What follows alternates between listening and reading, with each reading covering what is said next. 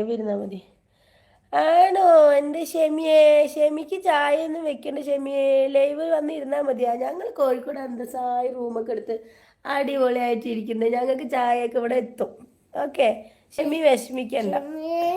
ഷെമിയെ gas ഉണ്ടാ? ഉണ്ടടി ഉണ്ടടി ഇവിടെ കടക്കാൻ മാത്രം ബെഡുള്ളൂ. വിവരം ഉണ്ടടി നിനക്കൊക്കെ? വിവരം പറഞ്ഞ സംഭവം ഉണ്ടടി. ഞങ്ങൾക്ക് ചായ ഇവിടെ ബ്രേക്ക്ഫാസ്റ്റ് ചായയൊക്കെ ഞങ്ങൾക്ക് എത്തും. നിനക്ക് തീരെ വിവരം. നീ നിന്റെ കെട്ടിയവനിക്കും കുട്ടികൾക്കൊക്കെ നീ വീട്ടിലായതുകൊണ്ട് നീ ചായ വെച്ചു കൊടുക്കും. ഞങ്ങൾ വീട്ടിലാണെങ്കിൽ ഞങ്ങൾ ചായ വെച്ചു കൊടുക്കും. നിനക്ക് നീ വെച്ചു കൊടുക്ക ആദ്യമായിട്ട്. ഞങ്ങൾ ഞങ്ങളുടെ റൂമിലാടി. വീട്ടിലാണെങ്കിൽ ഞങ്ങൾ ചെയ്യോടി. അപ്പൊ എനിക്ക് കുറച്ച് കാര്യങ്ങൾ പറയാനുണ്ട്. ഈ ഉമ്മാനെ സ്നേഹികൾ കുറേ ആൾക്കാരുണ്ട്.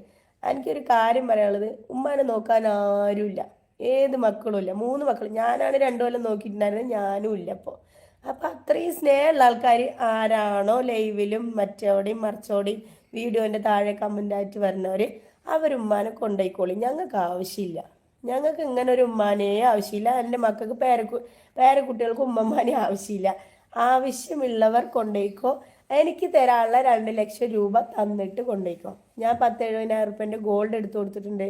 അതുപോലെ തന്നെ ഞാൻ അവിടെ 2 കൊല്ലമായിട്ടിരിക്കുന്നു. ഈ 2 കൊല്ലം ഞാൻ ആ വീട്ടിൽ ചെയ്ത കാര്യങ്ങളുടെ പൈസ തന്നിട്ട് ഉമ്മാനെ കൊണ്ടുപോയിക്കോ. പിന്നെ ആ പൈസ തരാണ്ട് ഞാൻ ആ വീട്ടിൽ നിന്ന് ഇറങ്ങണ പ്രശ്നമില്ല. ആ 2 ലക്ഷം കിട്ടിയെന്ന് പറഞ്ഞാൽ പിന്നെ എളാമാൻ്റെ മോനിക്ക് 1 ലക്ഷം കൊടുത്തതിൽ പകുതി പൈസ കിട്ടിയിട്ടുണ്ട്. പകുതി പൈസ ഇനിയും തരാനാണ്. ആ പൈസയ്ക്ക് ഇങ്ങോട്ട് തന്നാൽ ഞാൻ എൻ്റെ പണി നോക്കിയിട്ട് പോകും. ഞാൻ അന്തസ്സായിട്ടൊരു ഹായ് ഫ്രണ്ട്സ്, എല്ലാവർക്കും പുതിയൊരു വീഡിയോയിലോട്ട് സ്വാഗതം. കുറച്ച് ദിവസം വീഡിയോസ് ഒന്നും ഇടാൻ പറ്റിയില്ല, കുറച്ച് ബിസി ആയിപ്പോയി. ഇപ്പോൾ പഴയതുപോലെ റെഗുലറായിട്ട് വീഡിയോസ് ഒന്നും ഇടാൻ പറ്റുന്നില്ല കേട്ടോ. അപ്പോൾ കുറേ പേര് ചോദിച്ചിട്ടുണ്ടായിരുന്നു എന്താ വീഡിയോസ് ഇടാത്തതെന്ന്. അപ്പോൾ എൻ്റെ വീഡിയോ പുതുതായിട്ട് കാണുന്നവരുടെ ഒന്ന് സബ്സ്ക്രൈബ് ചെയ്ത് സപ്പോർട്ട് ചെയ്യുക. ചിലപ്പോൾ എനിക്ക് അന്നാളുള്ള വീഡിയോ ചിലപ്പോൾ അങ്ങ് ഇടാൻ പറ്റില്ല, ബിസി ആയതുകൊണ്ട്. അപ്പോൾ എന്നെ ഇഷ്ടപ്പെടുന്ന എൻ്റെ വീഡിയോസിന് വേണ്ടി വെയിറ്റ് ചെയ്യുന്നവരോട് കേട്ടോ പറയണത്. അല്ലാത്തവരോട് ഞാനൊന്നും പറയുന്നില്ല. ഒരുപാട് പേര് മെസ്സേജ് അയച്ചു, ഇൻസ്റ്റാഗ്രാമിലൊക്കെ മെസ്സേജ് അയച്ചിട്ടുണ്ടായിരുന്നു എന്താ വീഡിയോസ് ഇടാത്തത്. അതുപോലെ പരിചയമുള്ളവരും എപ്പോഴും എന്നെ സ്നേഹിക്കുന്ന എൻ്റെ വീഡിയോസ് ഇഷ്ടപ്പെടുന്ന കുറേ സബ്സ്ക്രൈബേഴ്സ് ഉണ്ടല്ലോ, അവർക്ക് വേണ്ടിയിട്ടാണ് ഞാൻ പറയുന്നത്.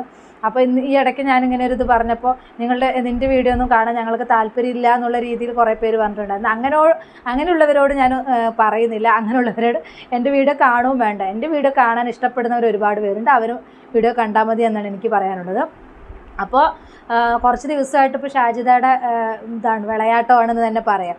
അപ്പോൾ ഷാജിദ വീണ്ടും ഉമ്മാനെയും അനിയത്തിമാരെയൊക്കെ കുറ്റം പറയുന്ന രീതിയിൽ ലൈവിൽ വന്നിട്ട് കുറേ കാര്യങ്ങൾ പറഞ്ഞു. ഇപ്പോൾ നിങ്ങൾ ഈ വീഡിയോ ശ്രദ്ധിച്ചല്ലോ. അപ്പോൾ ഷാജിദക്ക് വേണ്ടെങ്കിൽ ഷാജിദാൻ്റെ ഉമ്മാനെ വേറെ ആരെങ്കിലും ഏറ്റെടുക്കും. അത് അറിയാണ്ട് ചോദിക്കുകയാണ്. നിങ്ങൾക്ക് ഈ നല്ലത് ഉമ്മാനെ സ്നേഹിക്കാൻ പറയുന്നവർ കൊണ്ടുപോയിക്കോ. ഷാജിദ ആരെയാണ് വെല്ലുവിളിക്കുന്നതെന്ന് മനസ്സിലാവുന്നില്ല. എന്തിനത്ര അഹങ്കാരം എന്ന് മനസ്സിലാവുന്നില്ല. ആർക്ക് വേണ്ടിയിട്ട് എന്ത് ചെയ്യാൻ വേണ്ടിയിട്ടാണ് ഇങ്ങനെ അഹങ്കരിക്കുന്നതെന്ന് മനസ്സിലാവുന്നില്ല. എനിക്ക് 5 ആമക്കളാണ്, അവരിൽ നിന്ന് എനിക്ക് ഒരുപാട് കിട്ടും, അത് പ്രതീക്ഷിച്ചിട്ടാണോ? ഈ വന്ന കാലത്തും പണ്ട് കാലത്തും ആളുകൾ പറയാറുണ്ട് മക്കളെ കണ്ടും മാമ്പും കണ്ടും പ്രതീക്ഷിക്കരുതെന്ന്. നമ്മൾ അങ്ങനെ പ്രതീക്ഷിച്ചിട്ട് യാതൊരു കാര്യമില്ല. ഇപ്പം നമ്മൾ മക്കളെ എങ്ങനെ തന്നെ വളർത്തിയാലും മക്കളെ ഏത് ഘട്ടത്തിലേക്കാണ് പോകുന്നത് എന്താണെന്നൊന്നും നമുക്ക് പ്രവചിക്കാനോ ഒന്നും പറ്റാത്തൊരു സിറ്റുവേഷനാണ്. അപ്പോൾ അതുകൊണ്ട് മക്കളെ എങ്ങനെ കൊണ്ടുപോവുക, ഹോട്ടൽ റൂം എടുക്കുക, മക്കളെ സന്തോഷിപ്പിക്കുക ഒക്കെ ശരി തന്നെയാണ്. പക്ഷെ ഇങ്ങനെ അത് ലൈവായിട്ട് നിന്നിട്ട് പരസ്യമായിട്ട് ഉമ്മാനെയും അനിയത്തിമാരെയും കുറ്റം പറയുക, ഇതൊക്കെ നല്ലതാണ്. ആരെ ബോധിപ്പിക്കാൻ വേണ്ടിയിട്ടാണ്, ആരെ കാണിക്കാൻ വേണ്ടിയിട്ടാണ് ഇങ്ങനെയൊക്കെ ചെയ്യുന്നത് എന്ന് മനസ്സിലാവുന്നില്ല. എന്തായാലും ബാക്കി ഭാഗം കൂടെ നമുക്കൊന്ന് കണ്ടിട്ട് വരാം. കണ്ടു നോക്കൂ. 4 സെന്റ് 3 സെന്റ് സ്ഥലം മേടിച്ചിട്ട് പട്ടപ്പേരാണെങ്കിൽ പട്ടപ്പര കെട്ടിയിട്ട് ഞാൻ പോകും. അപ്പോൾ ഉമ്മാനെ സ്നേഹികളോട് എനിക്ക് പറയാനുള്ളത്, എനിക്ക് തരാനുള്ള കാര്യങ്ങൾ, ഞാൻ ഇറക്കിയ പൈസ എനിക്ക് ഇങ്ങോട്ട് തരികയാണെങ്കിൽ ഞാൻ അന്തസ്സായി ഇറങ്ങിപ്പോവും.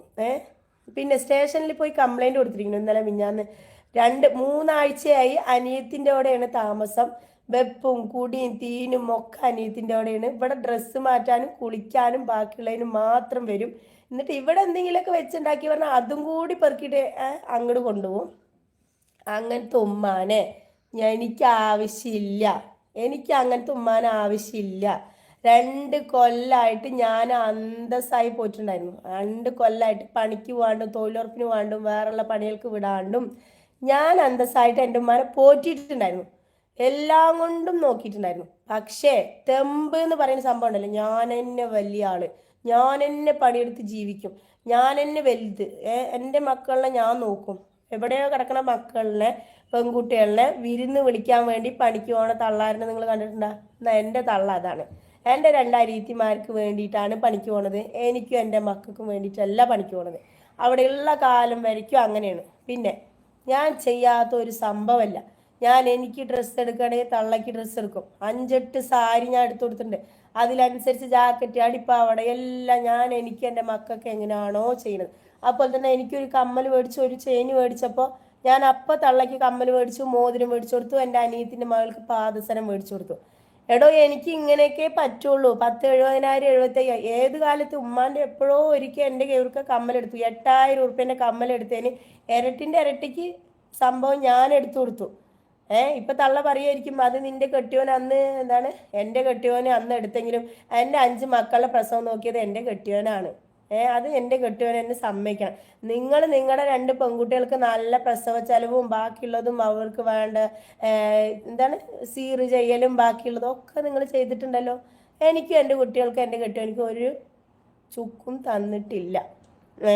അപ്പം ഞാൻ ഇറക്കിയ പൈസ, ഞാൻ യൂട്യൂബിൽ നിന്ന് ഉണ്ടാക്കിയ പൈസയാണ് അവിടെ ഇറക്കിയിരിക്കുന്നത്. ആ പൈസ എനിക്ക് തരികയാണെങ്കിൽ ഞാൻ ആ വീട് വിട്ട് പോവും. അല്ലാതെ ഷാജി ആ വീട് വിട്ട് പോവില്ല. അങ്ങനെ എൻ്റെ പൈസയും തിന്ന് എന്നെയും തെറി പറഞ്ഞ് എന്നെ എൻ്റെ മക്കളെയും തല്ലാൻ വന്ന് ആങ്ങളമാരുടെ മക്കളെയും കൂടെ എന്നെ തല്ലിച്ചിട്ട് കെങ്കേമിയായിട്ട് നടക്കാന്ന് വിചാരിക്കണ്ട. ഇപ്പോഴും 60-65 വയസ്സായിട്ട് ഇപ്പോഴും 18കാരിനെ പോലെ പൗഡറും കൺമഷിയും ബാക്കിയുള്ളതും ഒക്കെ ഇട്ട് സൂചിച്ച് നടക്കുന്നുണ്ടെങ്കിൽ നിങ്ങൾക്ക് അത്ര തെമ്പുണ്ടെങ്കിൽ 32-33 വയസ്സായ എനിക്ക് എത്ര തെമ്പ് വേണം? 33. നിങ്ങളുടെ അതേ ചോരയിൽ നിങ്ങൾ എൻ്റെ മകളല്ല എന്ന് പറഞ്ഞാലും അതേ ബ്ലഡിൽ ഉണ്ടായ സംഭവമാണല്ലോ ഈ വിത്ത്. അപ്പം ഈ വിത്ത് എന്താ വിത്ത് ഗുണം 10 കാണിക്കും, 10 ഗുണം കാണിക്കും. അപ്പം കബീർ ഖാന് എൻ്റെ കെട്ടിയോനെയും എൻ്റെ മക്കളിനെയും എന്നെയും തിന്ന് വെള്ളം കുടിച്ച ആൾക്കാർ ഉമ്മ എന്ന പദവി കൊണ്ട് വരണ്ട, ഉമ്മ എന്ന സ്ഥാനം കൊണ്ട് വരണ്ട. എന്നെ അത്രയും ആൾക്കാരുടെ മുന്നിൽ വെച്ചിട്ട് ഇവളെൻ്റെ മോളല്ല, ഇവളെൻ്റെ മോളല്ല, എനിക്ക് 2 പെൺകുട്ടികളുള്ളൂ, ആ 2 പെൺകുട്ടികളെ എനിക്ക് വീട്ടിൽ വന്ന് പോകണം എന്ന് പറയുന്ന ആൾക്കാര് എനിക്ക് ആവശ്യമില്ലടോ. എനിക്ക് അങ്ങനത്തെ എനിക്കെന്താ വാടകയ്ക്ക് എത്ര ഉമ്മമാരുണ്ട്, എനിക്ക് അവരുടെ അടുത്ത് പോറ്റിയാൽ പോരെ. അല്ലെങ്കിൽ എനിക്ക് മറ്റുള്ള എത്രയോ അനാഥാശ്രമങ്ങളിലും ഉമ്മമാരുണ്ട്, അവർക്ക് എനിക്ക് 10 ഉറുപ്പ്യ കൊണ്ടെടുത്താലില്ലേ ഉപകാരം ഉണ്ടാവും, അല്ലെങ്കിൽ നന്ദി ഉണ്ടാവും, അവരുടെ പ്രാർത്ഥന ഉണ്ടാവും എനിക്ക്. ഇനി ഞാൻ അതാ ചെയ്യാൻ പോണത്, അല്ലാണ്ട് ഇവിടെ ഇറക്കില്ല. ഇപ്പം ഇവളിതിങ്ങനെ ഇത്രയും വെല്ലുവിളിക്കുന്നുണ്ടല്ലോ, ഇത് വെല്ലുവിളിക്കാൻ നീ തന്നെയല്ലേ യൂട്യൂബിൽ എടുത്തിട്ടത്. അതുകൊണ്ടാണ് ആളുകളത് പറയുന്നത്. അപ്പോൾ ഇതെല്ലാം ആളുകൾ പറയുന്നതെല്ലാം കേൾക്കേണ്ടി വരും. അല്ലാതെ എന്നെ പറയാൻ വരണ്ട, എന്നെ അടുത്ത് പറയണ്ട, അതൊന്നും പറഞ്ഞിട്ട് യാതൊരു കാര്യമില്ല. ഇപ്പം നമ്മൾ എന്ത് പേഴ്സണൽ കാര്യങ്ങളും പബ്ലിക്കിന് മുമ്പിൽ എടുത്തിടുന്ന സമയത്ത് അതവർ ചോദിക്കുക തന്നെ ചെയ്യും. അതിന് എന്നെ പറയാൻ വരണ്ട, എൻ്റെ അടുത്ത് ചോദിക്കേണ്ട, എൻ്റെ അടുത്ത് ഇതാവണ്ട, എൻ്റെ അടുത്ത് അങ്ങനെ കാണിക്കേണ്ട എന്ന് പറഞ്ഞിട്ട് യാതൊരു കാര്യമില്ല എന്നാണ് എനിക്ക് പറയാനുള്ളത്. അല്ലാതെ നമ്മളെല്ലാം നമ്മുടെ പേഴ്സണൽ മാറ്റേഴ്സ് കംപ്ലീറ്റ് എടുത്ത് ഇതിലിട്ടിട്ട് പിന്നെ എൻ്റെ അടുത്ത് പറയണ്ട, എന്നോട് നിങ്ങളത് പറയണ്ട, എന്താണ് ഇങ്ങനെ പറയണവർ എൻ്റെ ഉമ്മാനെ കൊണ്ടുവയ്ക്കുക, അത് എൻ്റെ ഉമ്മാനെന്നല്ല എൻ്റെ തള്ളയെ കൊണ്ടുവയ്ക്കുക, ആ രീതിയിലൊക്കെ സംസാരിക്കുന്നത് അത് എന്തിനാണ്? അത് പറയാൻ വേണ്ടിയിട്ട് എന്തിനാണ് സോഷ്യൽ മീഡിയയിൽ ഇട്ട് കൊടുക്കുന്നത്?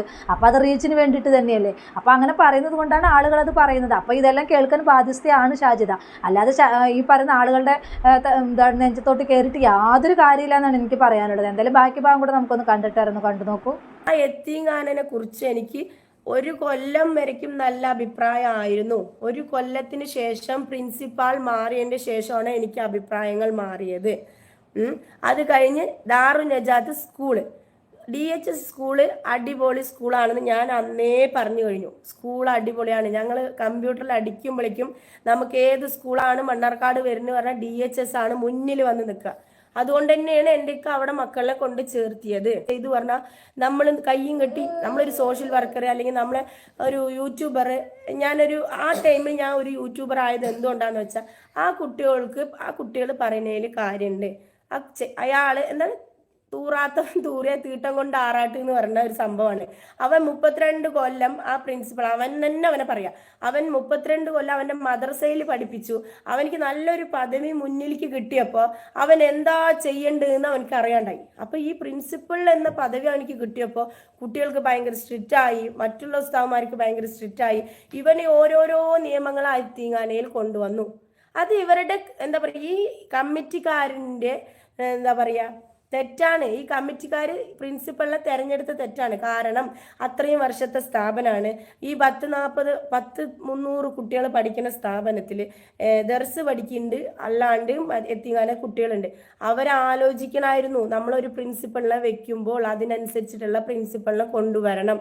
സ്ട്രിക്റ്റ് ആയിട്ടും മക്കളെ തല്ലിയിട്ടും വേറുള്ളത് ചെയ്തിട്ടല്ല മക്കളെ പഠിപ്പിക്കേണ്ടത്. ഇന്നത്തെ കാലത്ത് പണ്ട് നമ്മൾ അടി കെട്ടിയാലും നമ്മൾ വീണ്ടും മദ്രസയ്ക്ക് പോയിരുന്ന ഒരു കാലം ഉണ്ടായിരുന്നു. ഇന്നത്തെ കാലത്ത് അത് നടക്കില്ല. അപ്പൊ പ്രിൻസിപ്പളിനെ തെരഞ്ഞെടുത്തത് നിങ്ങളുടെ തെറ്റ്. ആ പ്രിൻസിപ്പള് എന്താ പറയുക 10-32 കൊല്ലം അയാളുടെ നിലമ്പൂര് നാട്ടില് ഒരു ചെറിയ മദ്രസയിൽ പഠിപ്പിച്ചിട്ട് ഈ ഹൈ ലെവലില് പദവിയൊക്കെ അയാൾക്ക് കിട്ടിയപ്പോൾ അയാൾ ഭയങ്കരമായിട്ട് വലിയ ആളായി. അവൻ വലിയ ആളായി. അവനക്ക് എന്തോ തലന്റെ മേലെ കയറിയ പോലെ ഉണ്ട്. ഞങ്ങളുടെ അടുത്തൊക്കെ സംസാരിക്കുമ്പോൾ അവന്റെ കാട്ടിക്കൂട്ടൽ കാണാം, അവന്റെ നടത്തം കാണും. പെണ്ണുങ്ങളും കൂടി ഇങ്ങനെ നടക്കില്ല. പെണ്ണ് എന്താ പറയാ, എന്തോ അവനിക്കൊരു ഇതുള്ള പോലെയാണ് അവന്റെ നടത്തം. ഞാൻ അവനെ വീഡിയോയിൽ ഇടാത്ത എന്താന്ന് വെച്ചാൽ കേസ് കൊടുത്തോണ്ട് മാത്രമാണ്. കേസിന്റെ കാര്യം എന്താണെന്ന് അറിഞ്ഞതിന് ശേഷം, കാരണം ഇവിടെ ഒരു കൊലപാതകം നടന്നിട്ടുണ്ടായിരുന്നു മണ്ണാർക്കാട്. അതും നാണംകെട്ടവന്മാര് നമ്മുടെ ആൾക്കാർ തന്നെയാണ്. ഡെയിലി പണിക്ക് പോയി വന്നാൽ നേരെ പോണത് ബിവറേജിന്റെ മുന്നിൽ കുന്തിപ്പുഴയത്തെ ഏതോ ഒരു ചങ്ങായിനെ കുത്തിക്കൊന്ന കേസ്, കൊലപാതകം നടന്നുകൊണ്ടിരിക്കുകയാണ്. ആ കേസ് നടന്നുകൊണ്ടിരിക്കുകയാണ്. അവന്റെ പേര് നമ്മൾ മുസ്ലിങ്ങളാടോ, അവര് മുസ്ലിം. നിങ്ങൾ പറയണ്ടല്ലോ മുസ്ലിം ഇങ്ങനെ ആവണം, മുസ്ലിം അങ്ങനെ ആവണം, മുസ്ലിം ഇതാണ് മതം അതാണ് മതം പറയണ നിങ്ങളോട് എനിക്ക് പറയാനുള്ളത്, ഡെയിലി പണിക്ക് പോയിട്ട് എല്ലാവരും വീട്ടിൽ കൊണ്ടുപോയി മക്കൾക്ക് ഭക്ഷണം മേടിച്ചു കൊടുക്കാനും വേറുള്ളതിനും പൈസ കൊണ്ടു കൊടുക്കണം കെട്ടിയോളുമാരത്ത്. അല്ലാണ്ട് ബിവറേജിന്റെ മുന്നിൽ കള്ള് മേടിക്കാൻ നിൽക്കലല്ല ഈ മുസ്ലിമിന്റെ പണി. അപ്പൊ അവൻ മുസ്ലിമിന്റെ ഇതിൽ പെടുവോ? ഇല്ല. എല്ലാ മുസ്ലിമുകൾക്കും അവൻ അപമാനമാണോ? ഈ മരിച്ചപ്പോ എല്ലാ മുസ്ലിമുകൾക്കും അവന്റെ പേര് വന്നപ്പോ അപമാനമായോ? അവനെ കുത്തിക്കൊന്നത് നന്നായി എന്ന് ഞാൻ പറയുന്നു. കാരണം അവന് എല്ലാ മുസ്ലിങ്ങൾക്കും മാനം കെട്ട പരിപാടി നടത്തിയവനാണ്. ഗൾഫിൽ അവൻ എത്രയോ കൊല്ലം വർക്ക് ചെയ്തിട്ട് നാട്ടിൽ വന്ന് വണ്ടി ഹോട്ടലും പച്ചക്കറി അത് ഇതായിട്ട് നടക്കണവനാണ് അത്ര. അവന് ബിവറേജിന്റെ മുന്നിൽ ഡെയിലി കള്ള് മേടിക്കാൻ നിൽക്കണു. എന്തിനാടാ മാനം കെട്ട മുസ്ലിമേ, നീ മുസ്ലിമാണെന്ന് പറഞ്ഞിട്ട് എന്തിനാടാ നീ നടക്കണത്? കൊന്നവന്മാരും മുസ്ലിം, കോലീച്ചനും മുസ്ലിം, കള്ളും കഞ്ചാവും ബാക്കിയുള്ളതും അടിക്കുന്നത് നമ്മുടെ മുസ്ലിങ്ങളായ ആണുങ്ങൾ തന്നെയാണ്. ഹിന്ദുക്കളെ നമുക്ക് പറയാൻ പറ്റില്ല. ഹിന്ദുക്കൾ അത്രയും നല്ല ആൾക്കാരാണ്. എനിക്ക് തോന്നുന്നതിൽ ഈ മുസ്ലിങ്ങളാണ് ഫുൾ പ്രശ്നം ഉണ്ടാക്കുന്നത്. ഈ മുസ്ലിം പ്രിൻസിപ്പള്, ഉസ്താദ്മാര്, മാനേജ്മെന്റ്, വേറുള്ളത് എത്തിങ്ങാന സ്ഥാപനങ്ങളിൽ ഒക്കെ വർക്ക് നല്ല തലയ്ക്ക് പഠിച്ച ആൾക്കാരാണ്. നല്ല എത്രയോ പടച്ചോനോട് അടുത്ത് നിൽക്കുന്ന ആൾക്കാരാണ്. നമ്മളൊക്കെ പടച്ചോനോട് കുറച്ച് വിട്ട് നിൽക്കുന്ന ആൾക്കാരാണെന്നാണ് എല്ലാവരും പറയുന്നത്. ഇത്രയും ഹാഫിലും കാര്യങ്ങളൊക്കെ പഠിച്ച ആൾക്കാർ പടച്ചോനോട് അടുത്ത് നിൽക്കുന്ന ആൾക്കാരാണ്. എന്തിനാണോ തനിക്ക് ഇങ്ങനത്തെയൊക്കെ പഠിപ്പ്? ഇതൊക്കെ നിന്റെ പഠിപ്പാണോ? നീ പഠിക്കുന്ന പഠിപ്പാണോ നീ ആ എത്തിങ്ങാനയിൽ കാണിച്ചത്? ആണോ? അല്ല. അപ്പൊ നീ കാണിച്ച തെമ്പിന് നിന്നെ പറയുന്നേ ചെയ്യുള്ളൂ. ഞാൻ പറയട്ടെ, എവിടെ പോയാലും നമ്മുടെ മുസ്ലിം സഹോദരന്മാർക്ക് ക്ഷമ പറയണ സംഭവമേ ഇല്ല. ദേഷ്യം വരും, പെട്ടെന്ന് ദേഷ്യം വരും. പക്ഷേ അതേ സ്ഥാനത്ത് വേറൊരു ഏട്ടൻ നിൽക്കുന്നുണ്ടെങ്കിൽ ആ മനുഷ്യന് നല്ല ക്ഷമ ഉണ്ടാവും. പക്ഷേ മുസ്ലിം ആണുങ്ങൾക്ക്, ഈ ഭർത്താവ് ചമയന്മാരായാലും വേറുള്ളവരായാലും ആങ്ങളാരായാലും വേറെ എല്ലാ മുസ്ലിമിനെയും പറയണില്ല, എല്ലാ മുസ്ലിങ്ങളിനെയും പറയണില്ല. ഇനി അതെടുത്ത് എന്നെ ഏറിൽ കയറ്റണ്ട. എല്ലാ മുസ്ലിങ്ങൾ തന്നെ അല്ല പറയുന്നത്. അതാണ് ഇപ്പോൾ കഥ. മുസ്ലിം മതത്തിൽ ഇരുന്നു കൊണ്ട് തന്നെ മുസ്ലിങ്ങളെ കുറ്റം പറയാണ്. ഒരു വേറെ മതസ്ഥരൊരിക്കലും മുസ്ലിങ്ങളിൽ ഇത്രയും കുറ്റം പറയില്ല തോന്നുന്നു. അതെന്തായാലും ഷാജിദ പറഞ്ഞത് എന്തായാലും നന്നായി. ഇങ്ങനെ തന്നെ വേണം. നല്ല ഇതാണ്.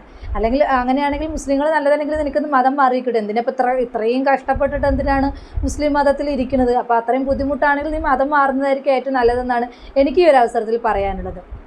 ഇവൾക്ക് ശരിക്കും വട്ടാണോ അതോ വട്ടായിട്ട് അഭിനയിക്കണോ എന്ന് അറിയുന്നില്ല. എന്തിനാണ് ഇങ്ങനെ എത്ര തന്നെയാണെങ്കിലും എന്ത് തന്നെയാണെങ്കിലും ഏത് മതസ്ഥരാണെങ്കിലും ബിവറേജിൽ ക്യൂ നിൽക്കുന്നവരും ഇതും ഒക്കെ ഉണ്ട്, ഇല്ല എന്നൊന്നും പറയാൻ പറ്റില്ല. ഈ വന്ന കാലത്ത് എല്ലാ മതസ്ഥരും എല്ലാ ആളുകളും ഇങ്ങനെയൊക്കെ തന്നെയാണ് ഇതാവുന്നത്. അതും പറഞ്ഞിട്ട് ഇതെല്ലാം ഈ വീഡിയോയ്ക്ക് മുമ്പിൽ വന്നിട്ട് ഈ പബ്ലിക്കിന് മുമ്പിലിട്ട് ഇങ്ങനെയും വെല്ലുവിളിക്കണം. അത് സ്വന്തം ഇതിലിരുന്നിട്ട് തന്നെ സ്വന്തം മതത്തെ എങ്ങനെയും കരുവാരി തേക്കണം. ഇത് എവിടത്തെ ഇതാണെന്നുള്ളത് എനിക്കത് മനസ്സിലാവുന്നില്ല. എന്ത് തന്നെയാണെങ്കിലും ഷാജിദ ഈ ചെയ്യുന്നതിനോടൊന്നും എനിക്ക് എന്തായാലും യോജിക്കാൻ കഴിയുന്നില്ല. ഇത് ഭയങ്കര ഇത് തന്നെയാണ്, ആർക്കും യോജിക്കാൻ കഴിയില്ല. ഇത് ചിലപ്പോൾ ഈ ഷാജിദയുടെ വീഡിയോയ്ക്ക് വരുന്ന കമൻറ്റുകൾ തന്നെ എടുത്ത് നോക്കിയാൽ മനസ്സിലാവും. ഹിന്ദുക്കളാണെങ്കിലും മുസ്ലിങ്ങളാണെങ്കിലും ക്രിസ്ത്യൻസ് ആണെങ്കിലും എല്ലാവരും ഇവിടെ ഒരുപോലെ വെറുക്കുന്ന ആളുകളാണ്. കുറച്ച് പേരുണ്ട് ഇവളെ താങ്ങിയിട്ട് നടക്കാൻ. അവരുടെ ആ ഒരു ഇതുകൊണ്ടാണ് ഇവൾ ഇത്രയും അഹങ്കരിക്കുന്നത്. കുറച്ച് പേരുണ്ട് ഇവളെ ഇതാക്കാൻ വേണ്ടിയിട്ട്. അതിൻ്റെ ആ ഒരു ഇതുകൊണ്ടാണ് ഇവൾ ഇത്രയും അതപ്പതിച്ച് പോയി എന്ന് തന്നെ പറയാം. ശരിയാണ്, യൂട്യൂബ് ചാനൽ തന്നെയാണ് നിൻ്റെ വരുമാന മാർഗം. അത് നല്ല രീതിയിൽ ഉപയോഗിക്കാമല്ലോ. അല്ലാതെ സ്വന്തം ഉമ്മാനെ എങ്ങനെ പബ്ലിക്കിന് മുമ്പിൽ വിളിച്ചു കൂവി, ഈ സ്വന്തം മതത്തിനെ വിളിച്ചു കൂവി നിൻ്റെ മക്കളിനെ യത്തീംഖാനയിൽ കൊണ്ടുവിട്ടതിന് ആ യത്തീംഖാനയിലുള്ള ആളുകളെയും കരിവാരി തേച്ച്. പക്ഷേ നീ അങ്ങനെയാണെങ്കിൽ നീ പ്രതികരിക്കുന്നത് പോലെ വേറെ ആരും ഇതുവരെ ആ യത്തീംഖാനയെക്കുറിച്ച് കുറ്റം പറഞ്ഞിട്ടില്ലല്ലോ. അവർക്കൊക്കെ പേടിയാണെന്നാണ് പറയുന്നത്. എന്ത് പേടി? എത്ര തന്നെയാണെങ്കിലും സ്വന്തം മക്കളെ ഉപദ്രവിക്കുന്നവരെ വെളിച്ചത്ത് കൊണ്ടുവരാനാണ് ആരാണെങ്കിലും നോക്കുള്ളൂ. ശരിയാണ്, നീ പറഞ്ഞ സത്യമാണെങ്കിൽ അത് കാലം തെളിയിക്കട്ടെ, പിന്നീട് അതെല്ലാം പുറത്ത് വരട്ടെ എന്നാണ് എനിക്ക് പറയാനുള്ളത്. അപ്പോൾ ഷാജിദ് സപ്പോർട്ട് ചെയ്യുന്ന ആളുകളോട് എനിക്ക് പറയാനുള്ളത്, എന്ത് കണ്ടിട്ടാണ് ഇവളെ സപ്പോർട്ട് ചെയ്യുന്നത്, എന്തിനാണ് ഇവളെ വാനോളം ഉയർത്തുന്നത് എന്ന് മനസ്സിലാവുന്നില്ല. എന്തിനാ ഇങ്ങനെ പബ്ലിക്കിന് മുമ്പിൽ ഇത്രയും കരിവാരി തേക്കുന്നത് മനസ്സിലാവുന്നില്ല. ആണെങ്കിൽ എന്താ പറയുക, അവൾക്ക് എന്താ പറയണത്, എന്താ പ്രവർത്തിക്കുന്നതെന്ന് പുള്ളിക്കാരിക്ക് തന്നെ മനസ്സിലാവുന്നില്ല. രാവിലെ എണീക്കുന്നു, ഒരു ലൈവ് ഇടുന്നു, അല്ലെങ്കിൽ ഉച്ചയ്ക്ക് അല്ലെങ്കിൽ പാതിരാത്രി വരെയൊക്കെ 1 മണി 2 മണി വരെയൊക്കെ ലൈവ് കാണാം. ആ സമയത്തൊക്കെ ലൈവ് ഇടുന്നു. ഇത് നിരന്തരം എന്തെങ്കിലും ഒരു കമൻറ്റ് വരുന്നവരോട് തെറി വിളിക്കുന്നു, അവരെ ഉമ്മാനെ അത് പറയുന്നു, ഇത് പറയുന്നു.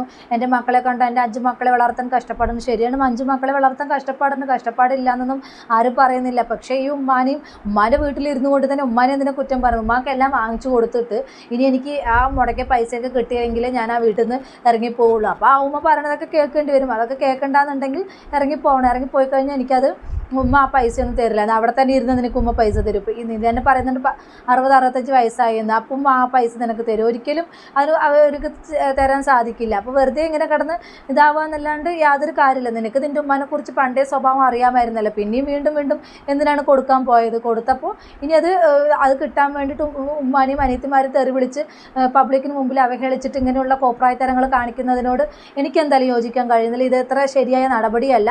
ഇത് ശരിക്കും പക്ക ഫ്രോഡാണ്. ഇവള് കാണിച്ചു കൂട്ടുന്നത് ഭയങ്കര മോശമാണെന്ന് തന്നെ പറയാം. എന്നാലും കുറച്ച് ഭാഗം കൂടെ നമുക്ക് കണ്ടിട്ട് വീഡിയോ വൈൻഡപ്പ് ചെയ്യുന്നു, കണ്ടു നോക്കാം. അതിലും അത്രയും എന്താ പറയുക, തള്ള അതിലൊക്കെ എക്സ്പേർട്ടായ സാധനമാണ്. നിങ്ങൾ വിചാരിക്കണ തള്ളേ അല്ല ഈ തള്ള പറയുന്നുണ്ടല്ലോ. ഈ തള്ളനെയൊക്കെ അത്രയ്ക്കും വെറുത്തു പോയി എനിക്ക്. അത്രയ്ക്ക് ഞാൻ എൻ്റെ അനിയത്തിമാരനെയും എൻ്റെ ഉമ്മാനെയും സ്നേഹിച്ചിരുന്ന ഒരു കാലം ഉണ്ടായിരുന്നു. എന്തൊക്കെ തള്ളി പറഞ്ഞാലും എന്തൊക്കെ അവരെന്നെ ചെയ്താലും പിന്നെയും ചെലിയെ ഷെമിയെ ഉമ്മ ഇങ്ങനെയൊക്കെ വിളിച്ച് ഞാൻ പോയിരുന്ന ഒരു കാലം ഉണ്ടായിരുന്നു. പക്ഷേ ഇന്ന് എനിക്ക് മനസ്സിലായി എന്താണ് സഹോദരങ്ങൾ, എന്താണ് ഉമ്മ, എന്താണ് ബാക്കിയുള്ള മാമൻ്റെ മക്കൾ എന്ന്, എന്താണ് കുടുംബം എന്ന് എനിക്ക് മനസ്സിലായി. അപ്പോൾ ഇനി എനിക്കുള്ളത് എൻ്റെ നീ പറയും നിൻ്റെ കുറേ സബ്സ്ക്രൈബേഴ്സ് ആണല്ലോ നിന്നെ ചത്താ നോക്കുക. എന്നെ ചത്ത ആരും നോക്കണ്ടോ? എൻ്റെതാ ഞാൻ വളർത്തുന്ന എൻ്റെ മക്കളുണ്ട്. നോക്കട്ടെ, നോക്കിയില്ലെങ്കിൽ നോക്കണ്ട. എന്തായാലും ഇന്നലെ നാളെ മരിക്കണം. എന്നായാലും ഈ ദുനിയാവിന്ന് പോവേണ്ട ആൾക്കാരാണ് നമ്മൾ. എപ്പോഴായാലും മണ്ണിൻ്റെ അടിയിൽ പോവേണ്ട ആൾക്കാരാണ്. അപ്പം എനിക്ക് പേടിയില്ല, മരിക്കാൻ എനിക്ക് പേടിയേ ഇല്ല. പിന്നെ എൻ്റെ ഇക്കതാ മരിച്ച് മണ്ണായി കബറിൽ കിടക്കണില്ലേ, അതേപോലെ ഞാനും പോവും. എനിക്ക് പേടിയൊന്നുമില്ല. ഇല്ലല്ലോ ഞാനും ഉമ്മയും മരിച്ചു. എൻ്റെ കുച്ചി ഉണ്ടല്ലേ അമ്മച്ചിൻ്റെ കൂടെ? എൻ്റെ കുച്ചി എൻ്റെ കൂടെ ഉണ്ട് കേട്ടോ. സുന്ദരി എൻ്റെ കൂടെ ഇട്ടു. സുന്ദരി എൻ്റെ കൂടെ ഉണ്ട്. അപ്പോൾ ഇത്രയൊക്കെ ഉള്ള എനിക്ക് പറയാം. ജംഷി, ഹായ് ജംഷി, എന്താണ് വിശേഷം? ഷർഫിൻ്റെ എടാ പിന്നെ എനിക്ക് വേറൊരു കാര്യം കൂടി പറയണ്ടേ. ഷറഫുദ്ദീൻ ആയിക്കോട്ടെ, വേറെ ഏത് ഉദ്ദീനാണെങ്കിലും എൻ്റെ ഇഷ്ടമാണ്. എനിക്ക് ആരുടെ കൂടെ നടക്കണം, ആരുടെ കൂടെ 15 കൊല്ലം കല്യാണം കഴിച്ച് വീട്ടിൽ 15 വയസ്സിൽ കല്യാണം കഴിച്ച ഒരാളിനെ ഇതാണ് നിന്റെ കെട്ടിയവൻ, ഇനി മുതൽ ഇവന്റെ കൂടെ ജീവിക്കണം പറഞ്ഞിട്ട് കയ്യിൽ ഏൽപ്പിച്ചിട്ടുണ്ടെങ്കിൽ ആ 15 മരിക്കണ വரைക്കും ഞാൻ നല്ല പോലെ ജീവിച്ചിട്ടുണ്ട്. ഇനി ഇവിടെ നിന്ന് അങ്ങോട്ടുള്ള ലൈഫ് എൻ്റെ ലൈഫാണ്, എനിക്ക് തീരുമാനങ്ങൾ. ഇതുവരെ നിങ്ങൾ തീരുമാനം എടുത്തു, കുടുംബക്കാരും ബാക്കിയുള്ള. ഇനി എൻ്റെ ലൈഫിൽ എനിക്ക് തീരുമാനം എടുത്തു. ഏത് ഷർഫലിനെ കൂട്ടണം, ഏത് മറ്റേ അലിനെ കൂട്ടണം എന്ന് ഞാൻ തീരുമാനിക്കും, നിങ്ങളല്ല. നിങ്ങളുടെ കെട്ടിയോളോ നിങ്ങളുടെ പെങ്ങന്മാരോ വേറുള്ളവരല്ല. ഞാൻ എൻ്റെ ലൈഫ് എങ്ങനെ തീരുമാനം, എൻ്റെ ലൈഫിലേക്ക് ആരൊക്കെ വരണം ആരൊക്കെ വരണ്ടെന്ന് തീരുമാനം എടുക്കുന്ന ആള് ഞാനാണ്. അതുകൊണ്ട് അത് അളിച്ച് കളിക്കണ്ട. ഷർഫലിൻ്റെ കൂടെ കറങ്ങാൻ പോയോ, മറ്റോൻ്റെ കൂടെ കറങ്ങാൻ പോയോ, വേറുള്ളവരുടെ കൂടെ കറങ്ങാൻ പോയോ എന്ന് നീ അറിയണ്ട. നിനക്ക് ഇത്ര പൊള്ളുണ്ടെങ്കിൽ നിന്റെ കെട്ടിയോളിനും നിന്റെ പെങ്ങന്മാരിനും ബാക്കിയുള്ളവരും നീ ഒതുക്ക്. എന്നെ ഒതുക്കാൻ നീ ആയിട്ടില്ല. നീ എല്ലാം എനിക്ക് ചെലവിന് തരുന്നത്. നിനക്ക് ഇഷ്ടമുണ്ടെങ്കിൽ മാത്രം എൻ്റെ വീഡിയോസ് കാണുക, അല്ലെങ്കിൽ നീ നിന്റെ അൺസബ്സ്ക്രൈബ് ചെയ്തിട്ട് നീ പോവുക. എന്നെ ഇഷ്ടപ്പെടുന്ന എൻ്റെ മക്കളെ ഇഷ്ടപ്പെടുന്നവർ മാത്രം വീഡിയോ കണ്ടാൽ മതി എന്ന് എല്ലാ വീഡിയോസിലൂടെയും ഞാൻ പറയുന്നുണ്ട്. അപ്പോൾ തന്നെ എൻ്റെ ലൈവും അങ്ങനെ തന്നെ ഞാൻ പറയും. അതുകൊണ്ട് ഷർഫലിൻ്റെ കൂടെ പോയി, മറ്റാലിൻ്റെ കൂടെ പോയി, ഇവൻ്റെ കൂടെ പോയി, അവൻ്റെ കൂടെ പോയി എന്ന് പറയുന്നത് ആരിൻ്റെ കൂടെ പോയാലും നിനക്ക് നഷ്ടമൊന്നുമില്ലല്ലോ. നിന്റെ കെട്ടികളല്ല, നിന്റെ പെങ്ങളല്ല, നിന്റെ വേറെ ആരുമല്ല. ഞാനാണ് എൻ്റെ കാര്യങ്ങൾ ഇനി മുതൽ തീരുമാനിക്കുന്നത്. ആരുടെ കൂടെ കൂട്ടണം, ആരുടെയൊക്കെ കൂടെ കൂട്ടണ്ടെന്ന് ഞാൻ തീരുമാനിക്കും, അല്ലാണ്ട് നീയല്ല. ഓക്കെ, നീ നിന്റെ കെട്ടിയോൾക്ക് ആദ്യം നല്ല കെട്ടിയോനായിട്ടും നിന്റെ മക്കൾക്ക് ആദ്യം നല്ല തന്തയായിട്ടും നീ ജീവിക്കും. എന്നിട്ട് നീ എന്നെ തിരുത്താൻ പാടാ, വാ. പിന്നെ ഗൾഫിലും വേറുള്ളവിടെ എവിടെയൊക്കെയോ കടന്നിട്ട് കുറച്ച് കിറുക്കികൾ അളകുണ്ട്. എടീ കിറുക്കിമാരെ, നിങ്ങൾ ഫസ്റ്റ് സംസാരിക്കാൻ പഠിക്കടി. ഓരോ ആറ്റി ബൂട്ടി ബുട്ടി എന്ന് പറഞ്ഞിട്ട് എൻ്റെ കമൻറ്റിൽ വന്ന് ഇടുമ്പോൾ എൻ്റെ കമൻറ്റ് ബോക്സിൽ നിനക്ക് തെണ്ടിത്തരം വിളിച്ച് പറയാനുള്ളതല്ല. നിങ്ങൾക്ക് കമൻ്റ് ഇടാനുള്ള അവകാശമുണ്ട്. പക്ഷെ തെണ്ടിത്തരം വിളിച്ച് പറഞ്ഞാൽ നിന്റെ കണ്ടടിച്ച് മൂളിക്കാനും എനിക്ക് അവകാശമുണ്ട്. തെണ്ടിത്തരം വിളിച്ച് പറഞ്ഞാൽ ഏതവനാണെങ്കിലും വീട്ടിൽ കയറി തല്ലാനുള്ള അവകാശം എനിക്കുണ്ട്. എന്നെ തെണ്ടിത്തരം, എന്നെ തെറിയും വിളിക്കാൻ നീ അല്ലടാ എനിക്ക് ചെലവിന് തരുന്നത്, നീയാണോ എനിക്ക് ചെലവിന് തരുന്നത്? അല്ല. അപ്പൊ എനിക്ക് നീ തെറി വിളിക്കാന്നുണ്ടെങ്കിൽ എനിക്ക് നിന്റെ വീട്ടിൽ കയറിയിട്ട് നിന്റെ കണ്ടടിച്ച് മൂളിക്കാനുള്ള സംഭവം പെർമിഷനും എനിക്കുണ്ട്. ഓക്കെ, നിയമത്തിന്റെ മുന്നിൽ പോയിട്ട് കാര്യമില്ല. കാരണം നിയമം എനിക്കിപ്പോൾ മനസ്സിലായി, നിയമം പ്രതികളുടെ കൂടെയാണ്. ആരാണോ ക്രിമിനലുകളുടെ കൂടെയാണ്, എനിക്കത് പറയാനും കിട്ടില്ല, അവരുടെ കൂടെയാണ് ഇന്നത്തെ നിയമം. അപ്പോൾ ഈ സൗണ്ടിൻ്റെ പോയിട്ട് എന്നെ കയറി പിടിച്ച് എന്നെ കയറി തല്ലി അവിടെ നല്ലപോലെ നാട്ടിൽ നടക്കുന്നുണ്ട്. 1 മാസമായിട്ട് FIR ഇട്ടിട്ട് ഇതുവരെ അവർക്ക് തീരുമാനങ്ങൾ എടുക്കാൻ പറ്റില്ല. കോടതിയിലേക്ക് വിടും, അങ്ങനെ ആക്കും ഇങ്ങനെ ആക്കും പറയുന്നവർ. അതുപോലെ തന്നെ ബാക്കിയുള്ളവരും പേർക്ക് കേസ് കൊടുക്കുക എന്നല്ലാണ്ട് അവരും അതിനൊരു തീരുമാനം. ഇത് ശരി, അവർ കൊലപാതകത്തിന്റെ പിന്നെ ഈ മങ്കര സ്റ്റേഷനിലുള്ള ആൾക്കാർ, SI സാറും ഉദയകുമാറും ബാക്കിയുള്ള സാറുമാരൊക്കെ ഞാൻ ചോദിക്കുമ്പോൾ അന്വേഷിച്ചുകൊണ്ടിരിക്കുകയാണ്. എന്താ അന്വേഷിക്കണോ? നിങ്ങൾ അവിടെ ക്രൈം നടന്ന ടൈമിൽ തന്നെ അന്ന് വൈകുന്നേരം വന്നിട്ട് ഞാൻ പരാതി കൊടുക്കാൻ പോകുമ്പോൾ എൻ്റെ ഉമ്മ 1:30-2 മണിക്ക് ഇറങ്ങിപ്പോയ സ്ത്രീയാണ്. എൻ്റെ വീട് ഞാൻ പൂട്ടിയിട്ട് വന്നപ്പോൾ എൻ്റെ വീടിനെ തല്ലി പൊളിക്കാൻ നീ കൂട്ട് നിന്നിട്ട് തല്ലി പൊളിച്ച് നീ പൂട്ട് തുറന്ന് എൻ്റെ വീട്ടിനുള്ളിൽ കയറിയിട്ട് എൻ്റെ സാധനങ്ങളൊക്കെ നീ കട്ടിട്ട് പോയിട്ട് നീ എന്നോട് പറയാം നിയമം നിങ്ങൾ പഠിച്ചക്കാട്ടി കൂടുതലായിട്ട് ഞങ്ങളിപ്പോൾ യൂട്യൂബേഴ്സ് നിയമം പഠിക്കുന്നുണ്ട്. കാരണം എന്താ പറയുക, ഞങ്ങൾ യൂട്യൂബേഴ്സൊക്കെ നിയമം പഠിച്ചേ പറ്റൂ. ഇവരുടെയൊക്കെ മുന്നിൽ നിന്ന് സംസാരിക്കുക. പണ്ടാണ് പോലീസുകാരും പറഞ്ഞാലും മൂത്രമൊഴിക്കുന്നത്, മറ്റേ പാവടെ കൂടെ മൂത്രമൊഴിക്കുന്നത് പണ്ട്. ഇന്ന് അതല്ല കേസ്. ഇന്ന് നിയമം നിനക്കറിയുന്ന പോലെ തന്നെ അതിനേക്കാളും കൂടുതൽ നിയമം നമ്മൾ വക്കീലുമാർ കമൻറ്റ് ഇടുന്നവർക്ക് എന്തിനോ തിളയ്ക്കുന്ന സാമ്പാർ പോലെ എന്തൊക്കെയൊക്കെയോ വിളിച്ച് പറയുന്നുണ്ട്. എന്താ പറയുന്നത് അവൾക്ക് പോലും ബോധമില്ല എന്നാണ് തോന്നുന്നത്. ഇതിനെക്കുറിച്ച് എന്ത് പറഞ്ഞിട്ട് കാര്യമില്ല. ഇവളിങ്ങനെ തന്നെയായിരിക്കും സ്വന്തം ഉമ്മാനെയും അതുപോലെ ഈ കമൻറ്റ് ഇടുന്നവർ, ആ കമൻറ്റ് ഇടുന്ന ആളുകൾ ഉള്ളത് കൊണ്ടാണല്ലോ ഇത്രയും ഒരു റീച്ചായിട്ട് ഷാജി നിൽക്കുന്നത്. ഇത്രയും ആളുകൾ സബ്സ്ക്രൈബ് ചെയ്ത് കൊണ്ടാണല്ലോ 2 ലക്ഷത്തോളം സബ്സ്ക്രൈബറുമായിട്ട് നിൽക്കുന്നത്. അപ്പോൾ ഇങ്ങനെയുള്ള ആളുകൾക്ക് ചോദ്യങ്ങൾ ചോദിക്കുന്നതിന് ഇങ്ങനെ തെറി വിളിച്ചിട്ടും ഇങ്ങനെ അത് പറഞ്ഞിട്ടും യാതൊരു കാര്യമില്ല എന്നാണ് എനിക്ക് പറയാനുള്ളത്. ഈ വീഡിയോ കണ്ടിട്ട് നിങ്ങൾക്ക് എന്താ പറയാനെന്നുള്ളത് വെച്ച് നിങ്ങളുടെ അഭിപ്രായം കമൻറ്റ് ബോക്സിൽ അറിയിക്കുക. അപ്പോൾ ഇത്രയുള്ള ടോപ്പിക് പുതിയൊരു ടോപ്പിക്കുമായി നമുക്ക് വീണ്ടും കാണാം.